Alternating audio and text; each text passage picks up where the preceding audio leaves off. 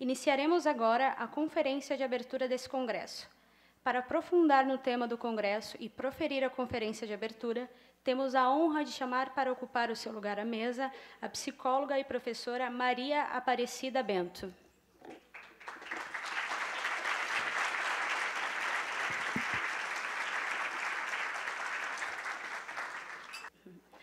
Doutora pelo Instituto de Psicologia da Universidade de São Paulo, USP, Maria Aparecida Bento atualmente coordena o Centro de Estudos de Relações de Trabalho e Desigualdades, CERT, organização não governamental que produz conhecimento, desenvolve e executa projetos voltados para a promoção da igualdade de raça e de gênero. A psicóloga foi membro da Comissão de Direitos Humanos do Conselho Federal de Psicologia e colunista da revista Carta Capital. Cida Bento, como é conhecida, tem atuado nos temas ações afirmativas, identidade étnica, discriminação do trabalho, administração de recursos humanos e preconceito.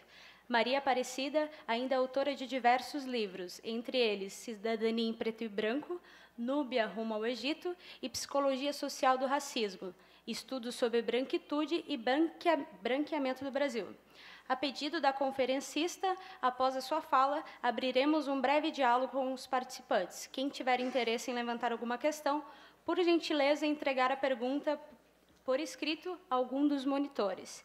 Por fim, pedimos que permaneçam no auditório até o final da conferência. Na sequência, teremos a apresentação cultural com a banda Cores de AED e um coquetel de comidas típicas afro-brasileiras oferecidas pelo Congresso para confraternizarmos. Bom evento a todos e a todas.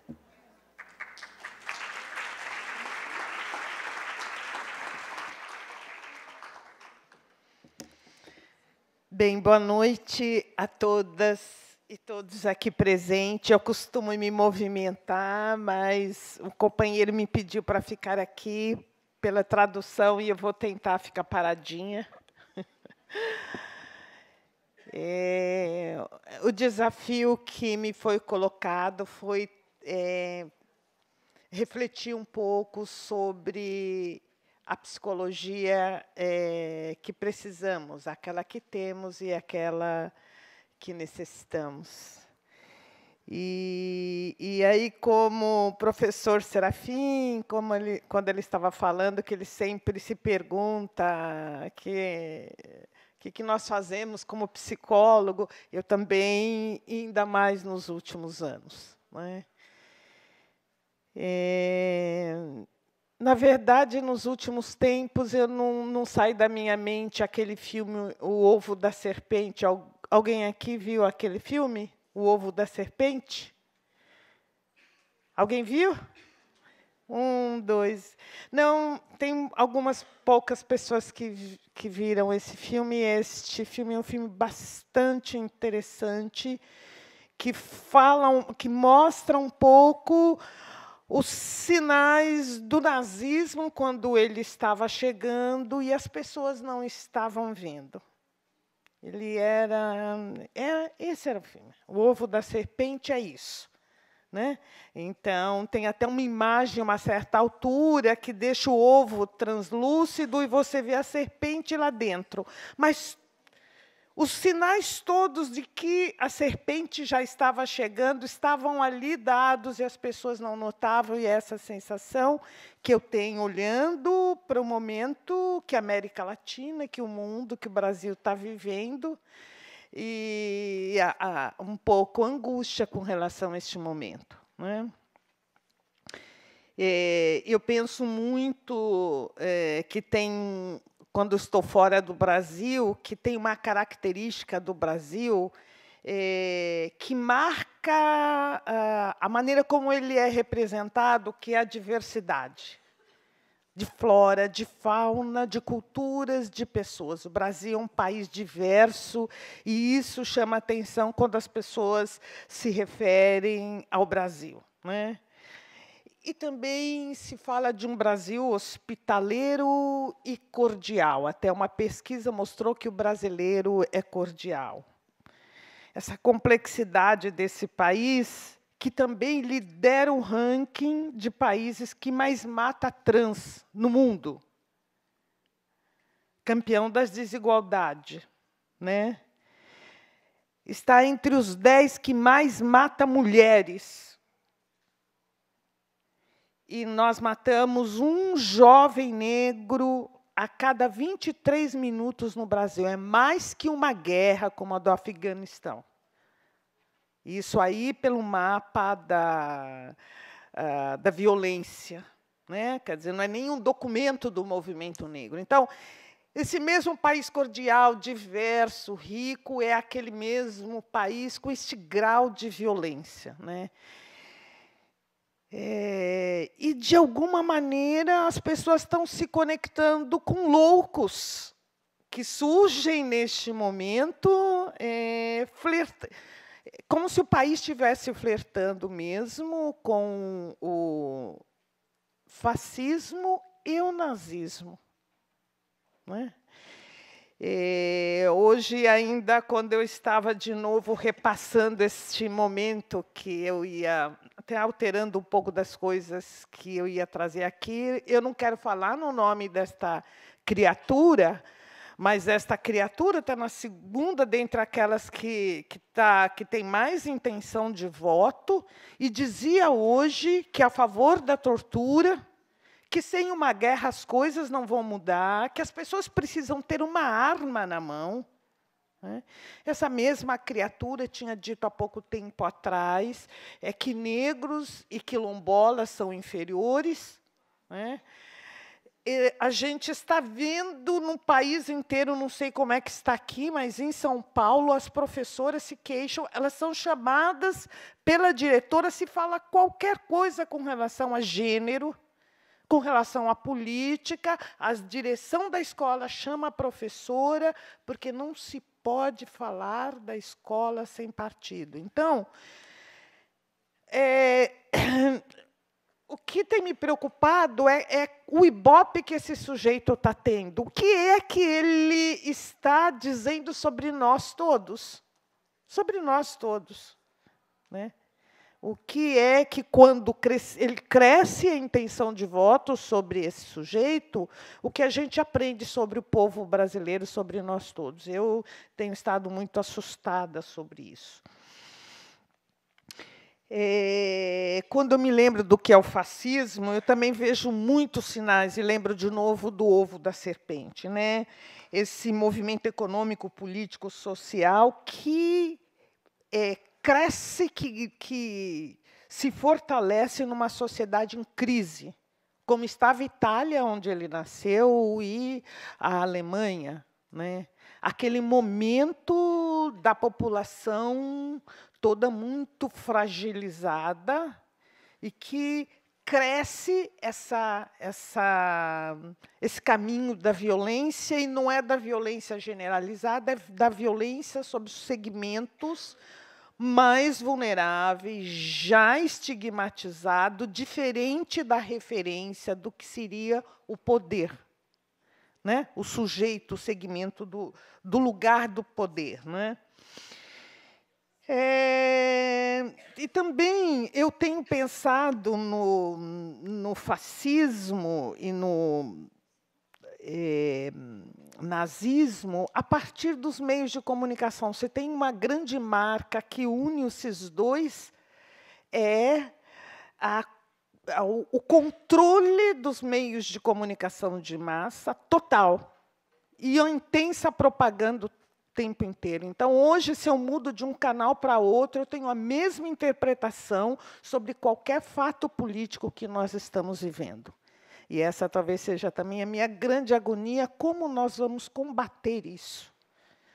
Então, essa interpretação que entra na minha família, uma família, por exemplo, que tinha um perfil de esquerda, e, de repente, dos 8 irmãos, 2 irmãos começam a entender que acho que é isso mesmo, se não matar não vai mudar, tem que ter arma sim. Olha esses jovens, esses meninos aí roubando o celular, que toda hora aparece na televisão. Então, eu digo, na minha família isso apareceu. Né? Parece que... E aí a gente vê, talvez se vocês olharem para a família de vocês, para os amigos de vocês, está tendo conflito em todo canto. Né?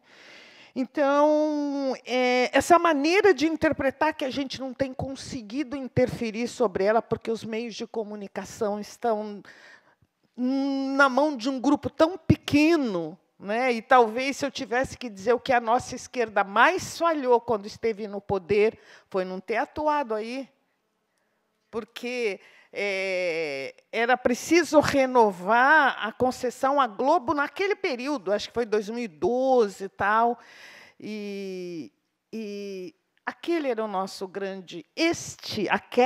os meios de comunicação, a Globo e as outras, são os nossos maiores inimigos, porque eles interpretam a sociedade de um jeito que fica muito difícil para a gente entrar até com a nossa família. Então, e tudo isso tem a ver com o nosso lugar de psicólogo, no meu entendimento, né? Porque a mídia, a comunicação, quer dizer, como ela tem sido absolutamente cruel e sofisticada na maneira como ela interpreta as coisas, os fatos todos que vêm aí, que a gente vê todo dia, como ela vai arrebatando as pessoas, essa maneira de subjetivar, né? É um lugar importante para a gente estar, a despeito de tudo isso, as brechas possíveis para que a gente possa passar a nossa interpretação dos fatos é fundamental, a nossa leitura da realidade. E essa agonia que tem me dado, ela também ela diz respeito a estar também num espaço como esse, que é uma bolha no nosso país hoje, né? Eu diria, quem somos nós os incluídos, né? Quem são os incluídos hoje, né? Eu fui uma pessoa que escreveu, sou uma pessoa que escreveu muito sobre branquitude como um lugar onde as pessoas olham para si e olham para o outro e colocam um lugar de referência, e junto com ela eu pensei em masculinidade e heterossexualidade. E mesmo na esquerda nós podemos ser brancos, héteros e homens, né? Com essa característica de dominância, de supremacia, de colocar o outro num lugar onde não estão vigindo regras, né? O outro no lugar do diverso, da alteridade, da vulnerabilidade. O desconforto que os últimos 15... os resultados das políticas públicas dos últimos 15 anos, o desconforto que a classe média experimentou, para nós, no CERT, na minha organização, foi visível. A gente tem uma ação de a segunda maior companhia aérea do Brasil, vocês devem ter visto, porque saiu nos jornais, em que, de repente, uma pessoa da companhia aérea diz, depois que os bilhetes aéreos podem ser vendidos na Casa Bahia, a gente tem que sentar do lado de qualquer um no avião, porque estava sentado do lado de uma pessoa negra. Então, esse desconforto ele apareceu em todos os lugares. Eu saí de uma banca examinadora de uma universidade de São Paulo, em que o pesquisador queria saber por que alguns jovens negros que poderiam ter entrado na política de cotas, eles não quiseram, entraram na política universal. Então, ele pesquisou esses jovens negros. E fala a corrente de todos eles. Não quer ser carimbado como um expropriador, porque é assim que a universidade vem tratando os jovens negros que têm utilizado as cotas. Os professores da universidade, como usurpador, como quem usurpa um direito que era de outro jovem branco. E aí falta às pessoas um pouco de informação. Primeiro, uma coisa mínima, entra lá, clica no ProUni, no MEC, você vai observar que os beneficiados pelo ProUni são par e passo brancos e negros, jovens brancos, e a gente fica feliz com isso, são tão beneficiados quanto os jovens negros pelo ProUni. Mas você não ouve uma palavra sobre o jovem branco, enquanto cotista. O usurpador é o jovem negro. E se você for ver os estudos do Frei Davi, ou os estudos do GEMA, do Rio de Janeiro, você vai observar que, nas outras universidades, o jovem branco pobre está sendo tão beneficiado quanto o jovem negro, porque, naquela mudança de política para negros para política social, eu posso atingir e atinjo tanto o jovem branco, pobre, quanto o jovem negro. Vocês têm olhado esses dados? Esses são dados que vale a pena a gente olhar. Porque a gente precisaria entender, então, por que é esse grau de violência e de desconforto que vem o cotista negro. Esse carimbo cotista negro como o sujeito usurpador, o sujeito que está fora de lugar. Então, eu acho que tem um pouco de coisas que a gente precisaria olhar para nós mesmos, nós os incluídos, e aí diria nós os brancos, os homens, os héteros, da esquerda progressista, que a gente tem que pensar, e aí eu penso em nós psicólogos desse campo. Como é que nós estamos reagindo a isso que está rolando? Como é que nós estamos nos sentindo? Como é que nós estamos interpretando? E o que a gente pode fazer?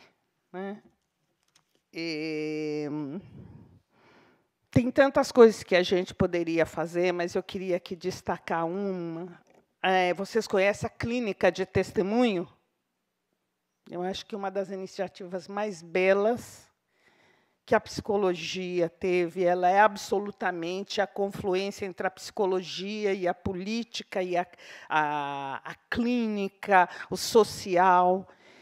Mas eu me lembro muito perfeitamente da dificuldade que tive nos primeiros, no nascedouro, quando eu tentei trazer a questão do negro como um elemento que precisava dessa mesma abordagem e cuidado. E eu faço parte do conselho da Comissão de Direitos Humanos há muitos anos. Entrei, saí, fui convidada de novo, e, na última gestão, eu discuti de novo isso. As mães dos meninos chacinados, que são milhares no país inteiro, elas precisam do mesmo atendimento, do mesmo cuidado que tivemos, e que temos que ter mesmo com as famílias das pessoas que que sofreram, né, a violência da ditadura. As mães dos meninos negros chacinados, elas precisam desse mesmo, os familiares, eles precisam dos mesmos cuidados. E houve uma reação, não é uma reação fácil. Não é uma reação compreensível para a gente que está no campo de esquerda, para nós psicólogos, porque, em princípio, todos nós deveríamos estar sensíveis, mas, por alguma razão, esse segmento, às vezes, é mais difícil para você trazer e falar com essas profissionais bambambãs todas que nós temos, que nós somos pelo país inteiro. Vamos dar uma atenção particular para essa questão. Vamos tratar as famílias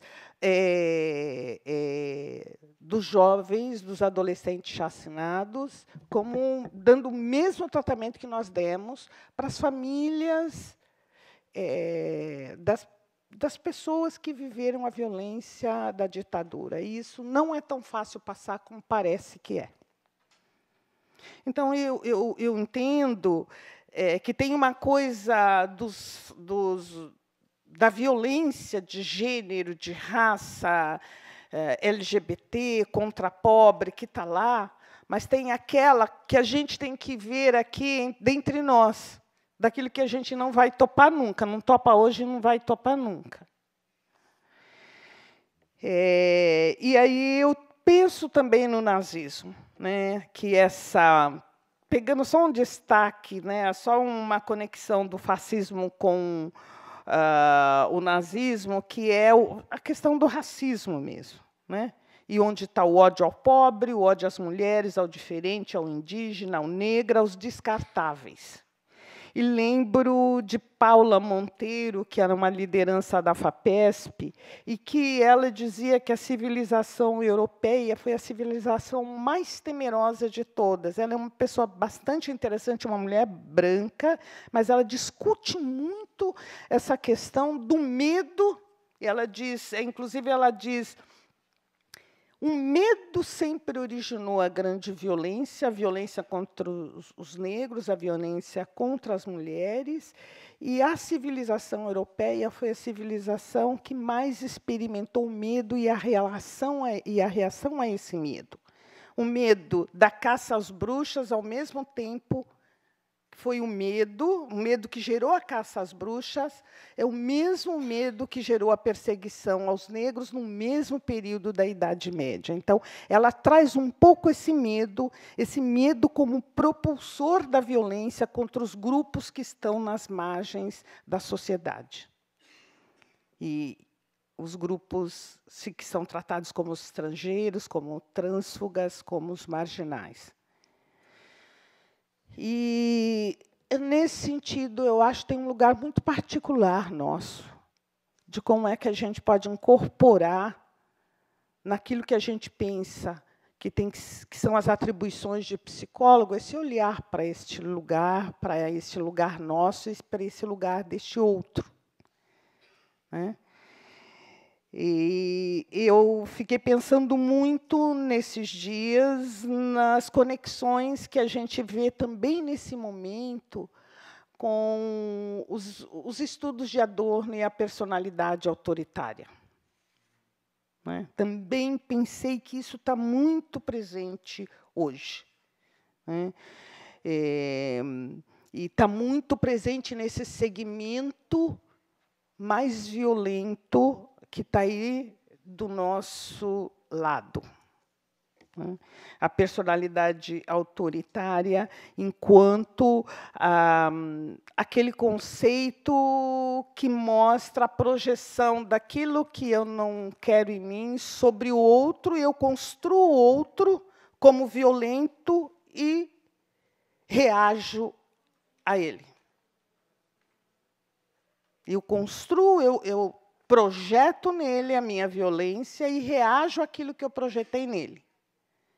Então, acho que Adorno, e eu acho que o grupo de Adorno, que tem os estudos mais consistentes nessa área, no meu entendimento, mais longo, com maior volume de pesquisadores e de pesquisas, e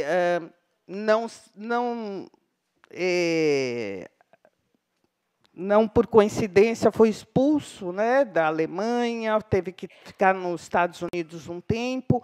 Ele olhou para o antissemitismo, ele olhou para o racismo, e ele olhou para essa perspectiva, né, de quanto a violência sobre o outro, sobre o negro, sobre o judeu, sobre as mulheres, a projeção que a gente faz, a construção que a gente faz desse outro, a partir daquilo que a gente não aceita na gente. E aí, coisas como fraco, diferente, que caracteriza o sujeito, a rejeição ao fraco, ao diferente, que caracteriza o sujeito autoritário, a admiração pelo que é forte, pelo que é duro, pelo que é poderoso, a tendência a ver o outro sexo como outro grupo, que caracteriza também a personalidade autoritária, a forma de lidar com o dinheiro, né? O ressentimento contra a autoridade, que é projetado sobre o outro, o fascínio à guerra, que a gente falava sobre isso, como uma maneira de poder liberar os instintos com aprovação, né? A tendência ao moralismo, que a gente está observando tão fortemente, né? Esse perfil do que seria a personalidade autoritária, a síndrome da personalidade autoritária, essas características, é tudo que a gente está vendo hoje, crescendo e emergindo e se exibindo para nós, né? E aí, eu acho que tem uma fala que eu gosto muito de Heloísa Buarque, que ela tenta nos ajudar a pensar saídas para esse momento, inclusive no campo da subjetividade. Ela fala que, na época, no período da colonização, quando, na relação que se deu entre a Europa e o Brasil, e os negros, e africanos e os indígenas, a gente teve uma cultura se sobrepondo à outra. E o pior do europeu, do homem branco europeu, e o pior da mulher negra indígena foi o que foi possível emergir naquele período. O melhor de ambos ficou aprisionado. O melhor da mulher negra, o melhor da mulher indígena, o melhor do homem branco ficou aprisionado naquela relação de dominação e violência que caracterizou a colonização. Então, ela diz o seguinte: a gente tem que optar pela mulher, pela mãe negra e indígena, enquanto pesquisador. A gente tem que olhar de outro lugar. O escopo teórico tem que ser de outra natureza. A metodologia tem que ser originária dessa outra perspectiva. Porque, se a gente não optar, a gente vai continuar da maneira como as coisas estão constituídas, e elas estão constituídas a partir da perspectiva do pai branco europeu. Se não optar, fica como está, e está desse jeito. Então, tem que optar por uma outra lógica. Então, óbvio, é uma metáfora, mas eu tenho deste outro lado a mãe indígena, a mãe negra. Essa metáfora me diz, e ela discute um pouco isso, elementos como a transcendência, que precisa estar conosco, a valorização da comunidade, do coletivo. Heloísa destaca isso de maneira bonita, e a espiritualidade como elementos fundamentais para a nossa atuação na dimensão da subjetividade. Então, eu gosto muito dessa perspectiva. Quando eu estudo psicologia africana, eu percebo todos esses elementos teóricos lá, mas ela não fala de teoria, ela traz essa metáfora como quem dissesse: você tem que ir para o outro lado, para o lado feminino, para o lado que foi que falta, que é a falta das nossas perspectivas. Eu gosto muito desta dimensão que ela traz. E eu penso, caminhando assim, eu queria dar um tempo para a gente dialogar, mas eu penso que o momento é, sim, delicado. Eu fui chamada por um companheiro em São Paulo, e como a realidade aqui em Florianópolis é diferente da realidade do Rio ou de São Paulo, talvez as coisas cheguem mais lentamente aqui. Mas o meu amigo Juarez disse: Cida, a gente teve 3 suicídios de jovens negros. A gente tem que falar sobre isso, né? A gente precisa falar sobre isso. E aí eu pensei um artigo que ainda não fiz para a Carta Capital, que é: entrei na universidade e adoeci. Mas serviria, entrei na instituição, adoeci. Adoeci. De que maneira, de quantas diferentes maneiras uma instituição pode dizer para determinados segmentos que lá não é lugar dele ou dela? De quantas diferentes maneiras, sem nunca explicitar, sem nunca estar em nenhuma regra. Então, nos últimos anos, eu venho trabalhando muito com instituições, grandes instituições, no sentido de como é que você abre as grandes instituições para o pensar a diversidade de gênero, de raça, LGBT, quer dizer, o desconforto que é uma mulher chegar numa diretoria onde só tem homens, ela está entrando pela primeira vez e ninguém fala nada. Mas bastou ela sentar. Bastou ela sentar ali na reunião, na cadeira, para o desconforto, a maneira como uma instituição reage à diferença. A maneira como ela reage aos jovens negros na universidade, enquanto cotista, ou no avião, enquanto um passageiro como outro qualquer. A maneira como as instituições reagem à presença de determinados segmentos é o que tem me interessado muito no meu momento atual. A maneira, e tem algo que a gente pode fazer, sim. É falar sobre isso dentro da instituição. É trabalhar com as altas lideranças de uma universidade esse tema. É trabalhar com a mais alta liderança a maneira como jovens negros, indígenas estão se sentindo dentro da universidade. A maneira com que uma trans está se sentindo dentro de um grande supermercado, porque ela entrou, ela está ocupando um lugar e está trazendo desconforto para todos. Esse é um lugar do psicólogo organizacional privilegiado, do psicólogo social privilegiado.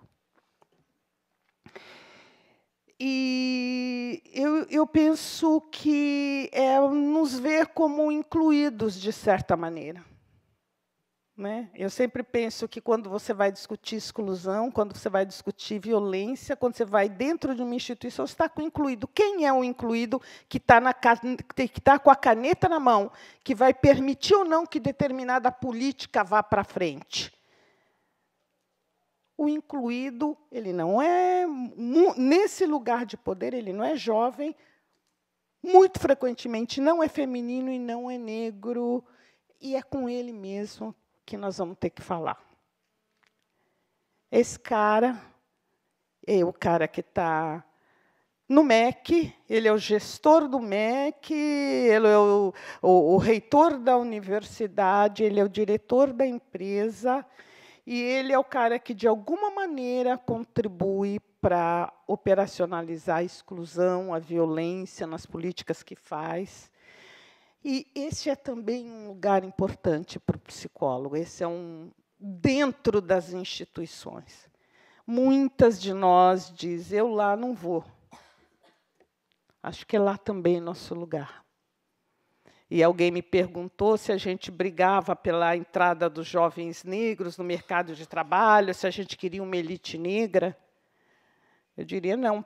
Eles podem ficar varrendo o chão, enquanto os jovens brancos ficam nos lugares de destaque, porque tem um pouco esse conceito nosso, principalmente quem está nos espaços de esquerda, que a gente não tem que fazer esse trabalho dentro das empresas, mas 80% da população negra está dentro das empresas. E quer disputar outros espaços. As mulheres querem outros espaços dentro das universidades, dentro das grandes empresas. Então, eu vejo aí um espaço, um território de trabalho do psicólogo desafiante e imprescindível, de pensar a instituição, quando o espaço conservador, que quer normatizar, que é o espaço oposto da democracia, mas é o espaço onde nós vamos e adoecemos.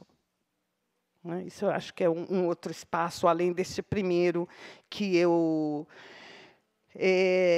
trouxe. E aí eu finalizaria, para abrir, que,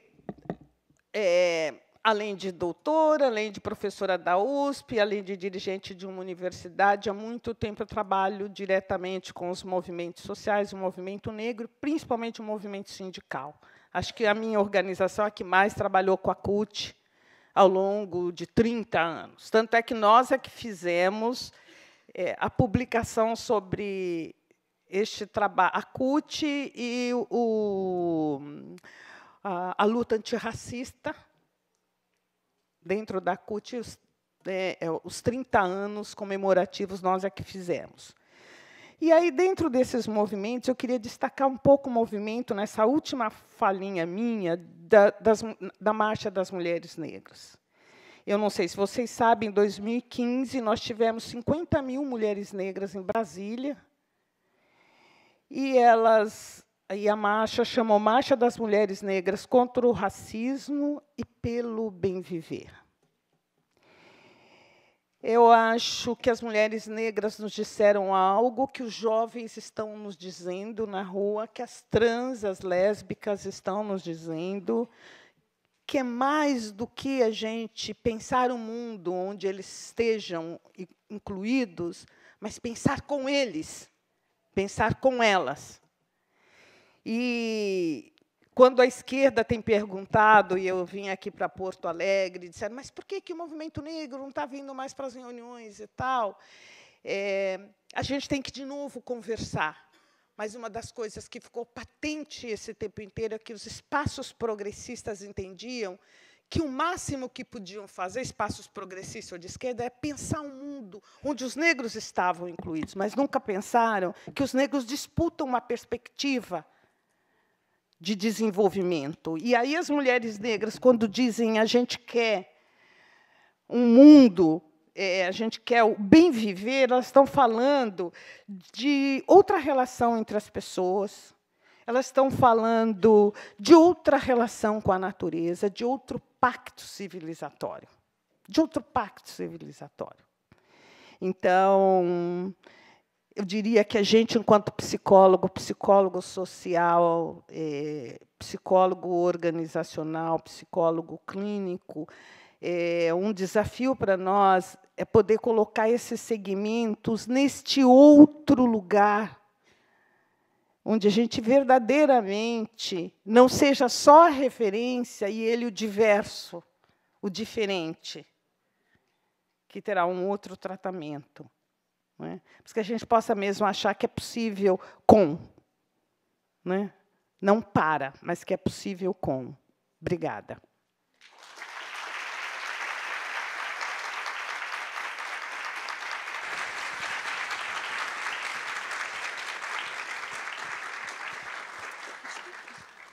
Agradecemos as reflexões da Cida. Muito obrigada pela participação. Acho que foi muito importante.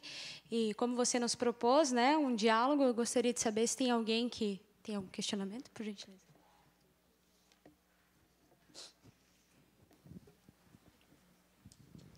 Professora Maria Aparecida, muito obrigada. Quando escutava você, eu lembrei um pouco do desejo que tínhamos quando pensávamos no formato do congresso, né? E que tinha a ver com um contexto de muito desolamento que vivíamos, né? Porque era uma rasteira em cima de outra rasteira, então, quando estávamos nos reerguendo, vinha uma outra que nos levava para o chão. E o desejo era de criar esses espaços para que pudéssemos nos alimentar e voltar para o fronte. Né? E hoje foi um dia de um trabalho bastante bonito, e a sua fala vem, de novo, a alimentar esse fôlego utópico necessário. E aí eu quero compartilhar um pouco de uma angústia, uma ausência de pergunta que tem aparecido para mim no espaço de formação docente, e aí também juntando com uma experiência que eu tive numa pró-reitoria de assuntos estudantis, que fazia justamente a implementação das políticas de ações afirmativas. E é preciso dizer que a minha história, na minha biografia, tem uma história de movimento estudantil, né? Enquanto estudante de formação, nesse espaço de formação acadêmica também. E uma coisa que eu tenho me deparado, e que isso tem sido recorrente, é de você sentar com alguns coletivos e junto vem um olhar que te olha e mente para você. Um olhar que te olha e que, no espaço de um coletivo menor, assume alguns compromissos importantes que vão na direção de um compromisso para todas e para todos. E, quando está numa assembleia estudantil, ele desmente os encaminhamentos, ele encaminha na outra direção. Que, para mim, foi um grande susto quando me deparei nesse espaço, né, na coordenação de uma política como essa, que acreditávamos e que defendíamos, e que você perdia pessoas importantes em nome dessa ruptura. E era de uma prática mentirosa, de uma prática que não caminhava numa ética, de um princípio acordado dentro da construção que fazíamos. E uma outra situação que tem me deixado muito sem saber para onde ir, é isso que me tira o lugar de conversar com você, de construir com você, porque a minha pele é branca. E eu digo para você que, se a sua dor dói em mim, eu me sinto mobilizada, porque ela é minha também. E, na minha história, a luta por um mundo foi por um mundo mais justo para todas e para todas. Então, eu compreendo que, na necessidade de a gente visibilizar a causa mais particular das minorias, a gente teve que dividir. Mas vem uma sensação de não ser para onde, de não saber para onde ir, porque parece que a gente não está conseguindo juntar por uma grande luta, e que talvez fosse, né, a luta que nos juntaria, que é do direito humano. Eu estou aflita, assim, vivi uma experiência que foi bem chata, assim, recentemente, e que, de novo, me levou para casa sem resposta, assim, porque nós não estamos contra. A nossa luta é pela mesma, mas claro, você não está me enxergando como alguém que quer se juntar porque a nossa cor de pele é diferente. E aí eu entro... Isso produz sofrimento também, né? Assim, quando a gente, dentro do espaço da formação, não está conseguindo mostrar isso, né? Enfim, não sei se eu consegui fazer entender. Obrigada. Mais alguém? Acho que, se tiver mais... Boa noite a todas e todos, né?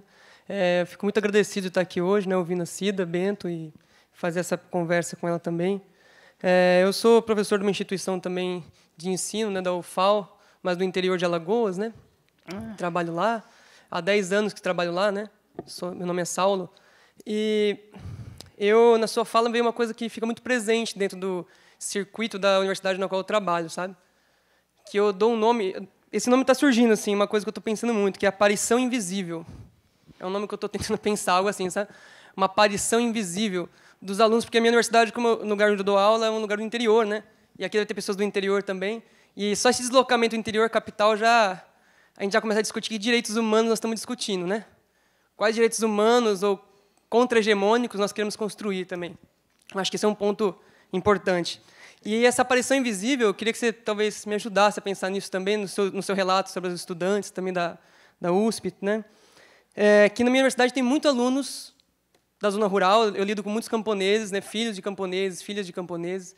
Então, epistemologias muito diversas entram na sala de aula, entendeu? E, para mim, isso é muito bacana, porque me faz, obrigatoriamente, repensar e tensionar conceitos básicos de psicologia, assim, que, às vezes, eu acho que, para eles, não fazem muito sentido, ou se fazem sentido na tentativa de se encaixar, né? No momento que você coloca aí desse sofrimento de viver uma universidade que não enraiza, né? Que não cria um pertencimento, que não cria uma presença, né? Na imagem do professor, no que se coloca, no que se discute. E aí, alguns alunos que eu tenho um grupo, né, eu oriento atualmente um grupo PET NESAL, né, Núcleo de Estudos do Semiárido Alagoano. E nesse grupo tem muitos alunos quilombolas, indígenas e camponeses, né? E foi um espaço onde eu percebi que eles começaram a se fixar, sabe? Começaram a se encontrar nesse lugar. Só que eu percebi que nas salas de aula isso não acontecia, né? Por isso que eu falo que a aparição é invisível, porque é uma aparição, entendeu? Quando um menino quilombola, gay, entra numa sala de aula, tudo paramentado, né? Ele fala isso, estou todo montado hoje para a aula, né? Chega todo feliz falando isso, mas quando ele entra na aula é uma aparição, as pessoas meio que se assustam com aquilo. Mas é uma aparição invisível, porque, ao mesmo tempo, ele não aparece, entendeu? Não aparece porque talvez o lugar também, não sei, esse lugar não deixa eles conseguir se conectar, né? Se apresentar, eu não sei, acho que é algo assim que eu percebo. E eu percebo como isso é muito forte na vida docente também, sabe? Como faz 9 anos, vai fazer 10 anos no que vem que eu estou lá. E eu fiquei muito feliz de sair do Paraná e ir para lá, sabe? Hoje eu penso assim, que foi muito feliz esse trânsito, para conseguir perceber as diferenças também de lugares, né? E as tensões que isso cria na vida docente também como homem branco, né? Com certeza isso cria uma tensão, né, constante, mas uma tensão muito proveitosa também, entendeu? Na capacidade de você conseguir toda hora está se deslocando e sendo pressionado também, né? E eu acho que isso é importante. Eu acho que a pessoa que tem um lugar de fala no sentido de um grupo branco tem que encarar o medo, entendeu? Tem que encarar as tensões, tem que perceber que isso vai acontecer e a gente não pode... Porque tem alunos, por exemplo, brancos que falam assim, Saulo, não quero mais estudar no grupo, não, meu.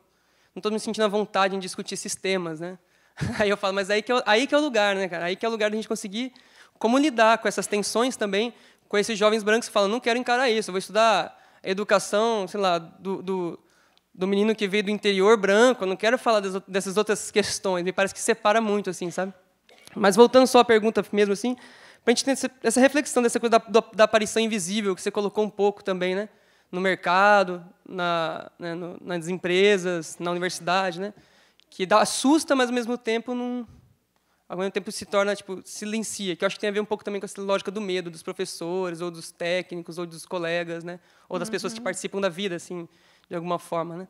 No cotidiano. Então, essa é uma coisa que me tocou na tua fala, assim, ficou muito presente em mim essa ideia que eu venho pensando, sabe? E os alunos ficam vagando mesmo, tem alunos que ficam vagando, falam assim, eu não me encontrei no curso. E aí o aluno fica lá, assim, né? E os professores percebem que eles ficam saindo das aulas, ficam, né?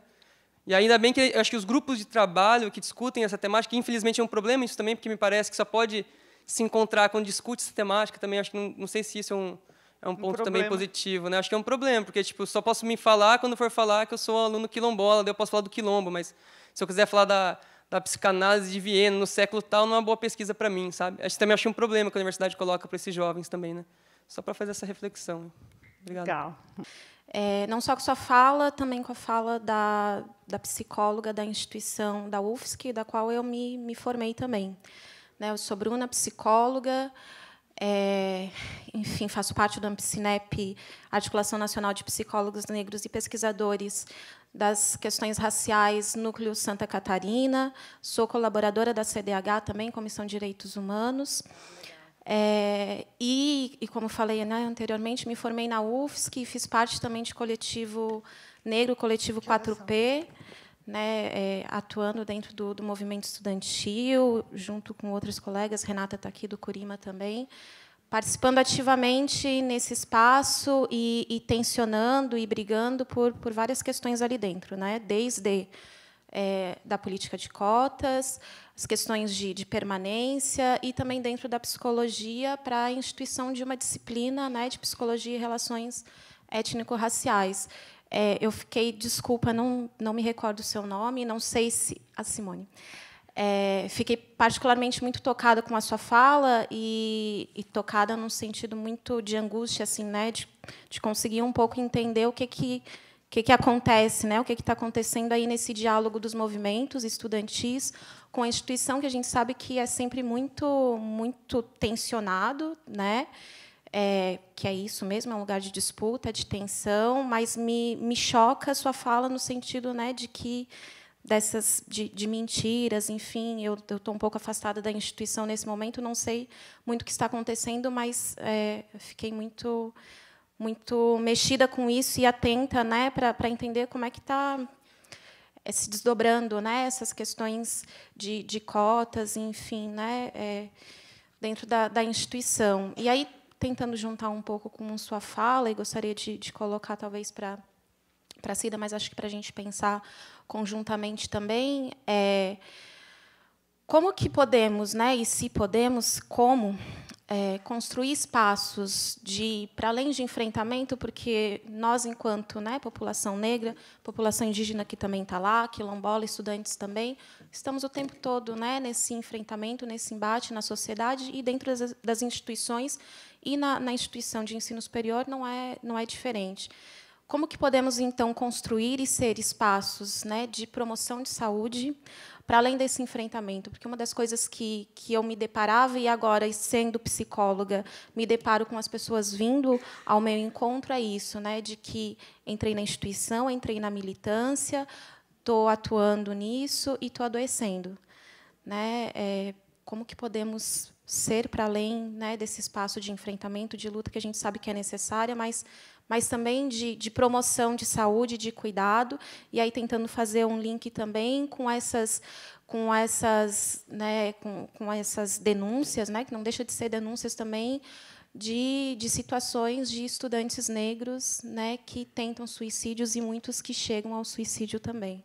Então, são questões aí que me tocaram bastante, que eu acho que, de alguma maneira, se encontra, né, quando você fala, Simone, desse tensionamento e dessa dificuldade, né, do diálogo com os estudantes.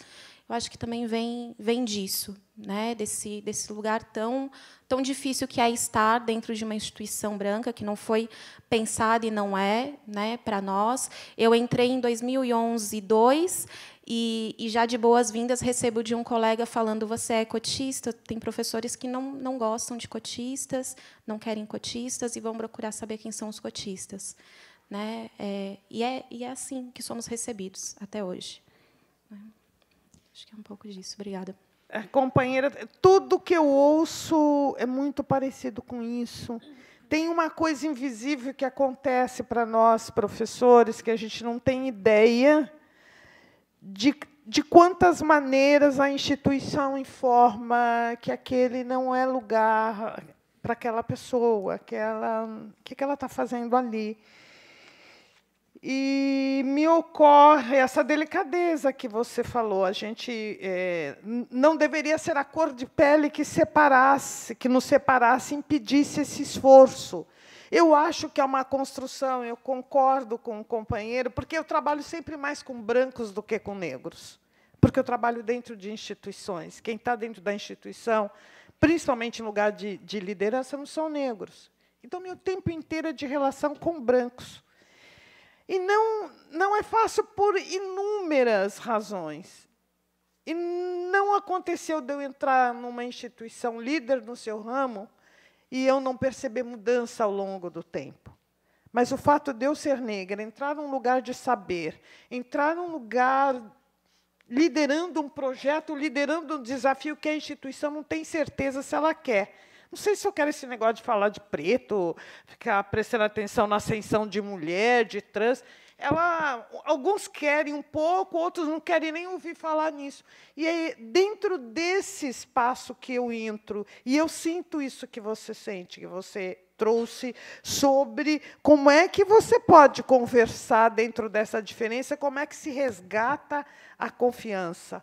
Porque eu entendo perfeitamente isso que ela coloca, a entrada na universidade ou nas instituições, ela é de muita hostilidade. A minha orientadora, Fúvia Rosenberg, ela dizia: não use evasão escolar para falar da maior evasão das crianças negras, use expulsão. O sistema não dialoga com a cultura dessa criança. Né, dessa criança negra, dessa criança indígena. Então, eu acho que é um grande desafio. Mas, Simone, eu também penso que é por iniciativas como a sua, que a gente vai avançando. E eu sempre digo, na minha equipe tem várias psicólogas brancas, nós somos uma equipe de 10 pessoas, atuando juntas, que a gente tem que falar dessa coisa, né, do diferencial de ser branco num espaço como esse. Como é um homem junto com a gente numa luta enquanto mulher. Ele tem que trazer a perspectiva dele enquanto homem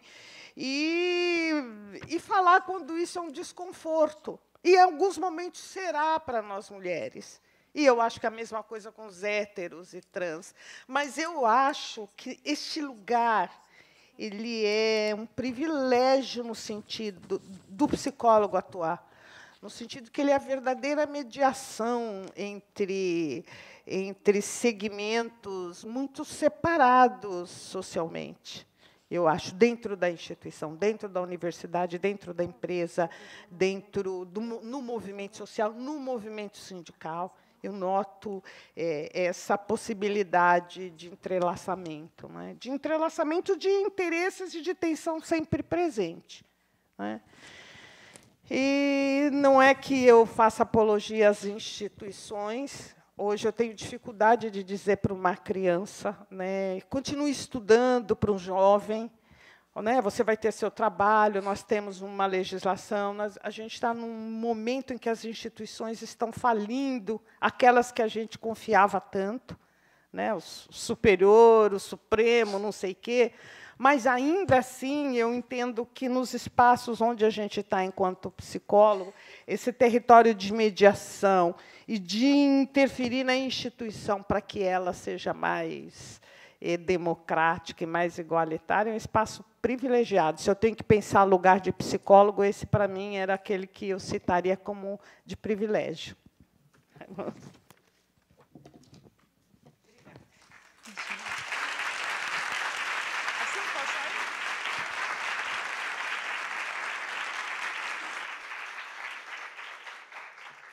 Agradecemos as palavras da Cida, a todos os participantes.